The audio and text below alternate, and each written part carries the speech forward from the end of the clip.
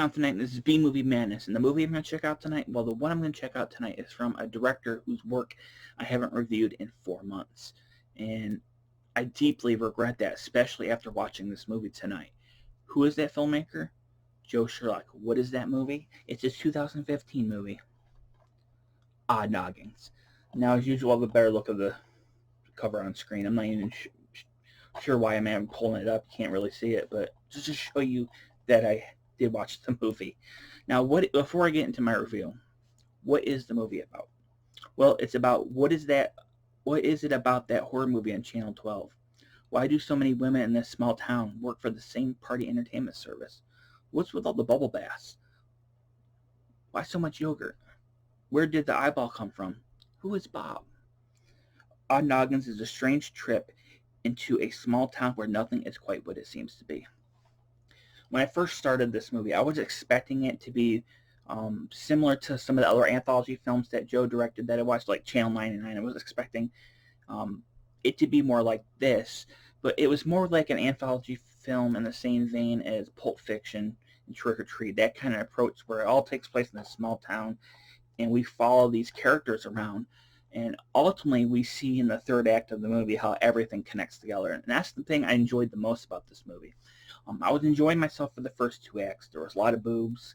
There was a lot of bubble baths.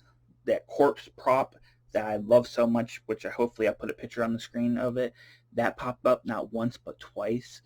There was a couple of meltdowns using lemon pudding, which if you're a fan of Joe Sherlock's work, you know what I'm talking about. And much like the corpse prop, I really liked enjoying that. And yes, and I'll mention it again, there are lots of large breasts, and I love me some large breasts. But I was thinking to myself, man, I wish there was a little bit more gore in this movie. I wish there was gore in this movie. And it's like Joe Sherlock's like, I heard you. I heard you.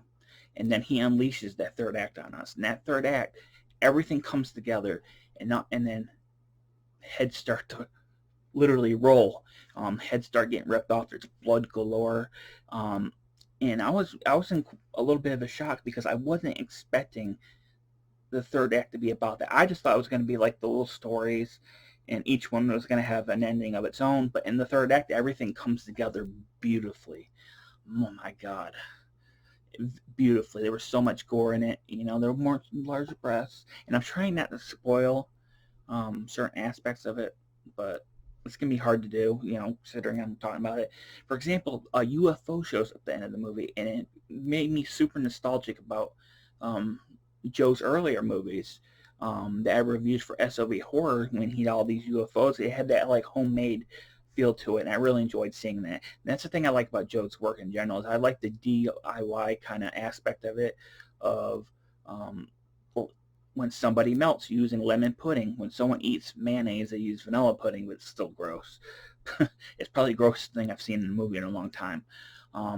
But I really like that approach to it. And like that, and you can't blame him. That corpse prop, he probably built that for a movie. And of course, he's going to get all the mileage out of it he can, because it's a really good looking prop. And you can't blame him for a no budget, low budget filmmaker. You're going to use that thing quite a few times. And not only that, the alien mask, you can kind of see him. I've seen it in another movie of his, a couple of them, I think. I watch so many now that, I need to start writing stuff down and keep track of stuff. But it's a really good looking alien mask. It looks really cool, and you can't blame him for wanting to use that a couple of times. But with this movie, the story I like, it's basically Joe Sherlock's Twin Peaks. I might be over exaggerating a little bit with that, but I would compare it to his version of Twin Peaks. And not only that, but Dale Wilson and all the Joe Sherlock regulars, except for maybe Donna Rooney. I didn't see you in the movie, Donna. I missed you. But most of his other regulars are in this movie. You got Dale Wilson playing the character of Mr. Birch, who appeared in Channel 99 in another movie. He's the one that eats the mayonnaise, the Roger Corman brand mayonnaise. And if I were to eat mayonnaise, and I won't because I fucking hate mayonnaise, I would eat the Roger Corman mayonnaise. Dale Wilson, Richard Johnson's in this. Bob Owen, the director himself. Rocky Mountains, of course, Rocky Mountains is in this movie. It's always nice to see her in her giant, wonderful breasts. John Bowker has a small part in this. It's always great seeing John Bowker. And let me see what's the other one. And his son Connor's in this movie having a small part. Part of the big plan of the movie, though. Ultimately, spoiler alert, his character loses his head. But it was really great seeing that, like, all those actors. I really like when you watch a movie from a certain filmmaker and you see, like, the people you see in all their other movies. Like, I've seen people criticize Adam Sandler for using his buddies, but I can't blame him. If I had a group of friends that I enjoyed working with, I would put them in every single movie I could. And that's what Joe Sherlock does with his movies. Chris Seaver does it with his movies. A lot of low budget filmmakers do that because they like working with people who are they're comfortable working with. And I really enjoy seeing all these people in Joe Sherlock movies. It makes me comfortable because I know they're gonna give a good performance. They're gonna show their breasts at one point, and they're just always fun to watch. Like Dale Wilson, I always, despite the mayonnaise eating, I always enjoy seeing him. John Bowker, man, he's part of the early days, and I always enjoy seeing him in pretty much any of Joe's work. And like Rocky Mountains, you know what you're going to get with these actors. I really enjoy their performances, and the special effects work has that homemade DIY sensibility to it. I thought the makeup effects, the mask and everything, I already discussed it, but I thought all that stuff was well done. I will say Rob Miracle does have a small part in this. Always fun seeing him. But overall, I had a blast watching Odd Noggins because I went in, you know, thinking it was going to be like one kind of anthology and ended up turning into something much bigger and much better, in my opinion. If you went to the typical anthology route with it, it would still have been a fun movie, but I think it, because of that third act, it becomes something much, much better. So overall, I do highly recommend Odd Noggins. If you're a fan of Joe Sherlock's work, you probably already have this. Now, my last review I did for Joe was in December of last year, and I can't remember if I brought it up or not, but there's a Sterling Entertainment put out a Blu-ray and DVD box set of Joe's movies, and the Blu-ray one has 6 of his movies, including a special edition of this movie, and then the DVD box set has 10 movies.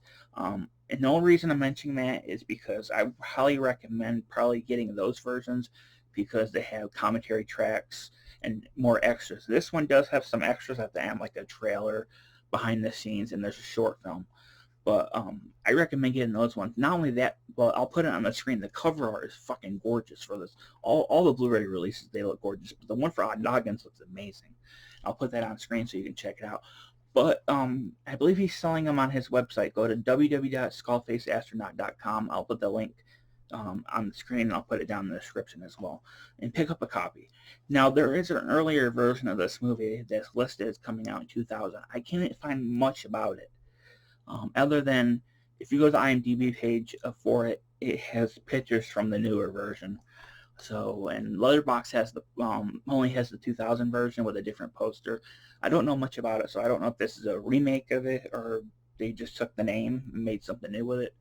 But one of these days, hopefully, I can check out the older version just to see what it is. But yeah, Odd Noggins. If you like lots of boobs, lots of blood, aliens, and lots of heads being pulled off, this movie completely delivers that 100%. So yeah, pick up a copy. If you've seen the movie, let me know down below what you thought of it. Let me know down below what's your favorite Joe Sherlock movie. Mine will probably have to be, if we're talking about his old school stuff, all the shot on video stuff, I'm gonna have to go with Monster in the Garage and Zombie Love Slave, the double feature of that. But like newer 2010s to now, I'll probably go with Drifter. I really enjoy Drifter. This is up there. So is Blood Creek's Woodman, but Drifter really, really surprised me because I was not expecting the twist that movie ended up having. But yeah, pick up a copy. Support independent cinema. These guys need every purchase, and they deserve it too. These guys work their asses off to provide even the littlest bit of entertainment for us. And I truly appreciate Joe Sherlock for not only giving me the opportunity to review this, but for entertaining me for 74 minutes. There's movies these days that don't even entertain me in much more than that. This movie is much shorter than any Marvel movie, and this movie entertains me a lot more. So, that's all I'm gonna have to say. Now, if you like my channel, give me a thumbs up, hit the bell, and let me know the information down below. Jonathan Knight, it's been B Movie Madness. Thanks for watching.